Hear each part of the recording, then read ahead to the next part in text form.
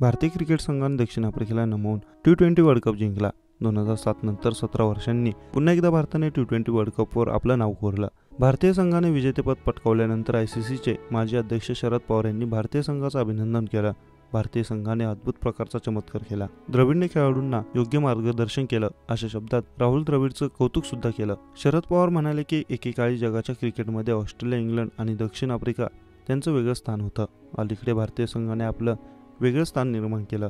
T20 विश्वचषक जिंकण्यासाठी भारताला अधिक वेळ लागला, पण भारतीय टीमने अद्भुत प्रकारचा चमत्कार केला.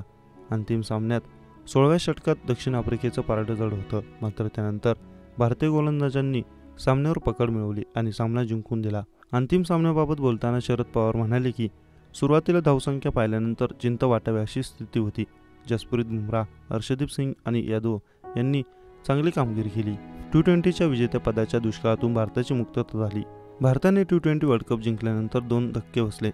भारताचा कर्णधार रोहित शर्मा आणि दिग्गज फलंदाज विराट कोहली यांनी आंतरराष्ट्रीय T20 क्रिकेटमधून निवृत्तीची घोषणा केली. रोहित-विराटने नवोदितांना संधी मिळावी आणि जे मिळवायचं होतं ते मिळवलं असं म्हणत निवृत्ती जाहीर केली.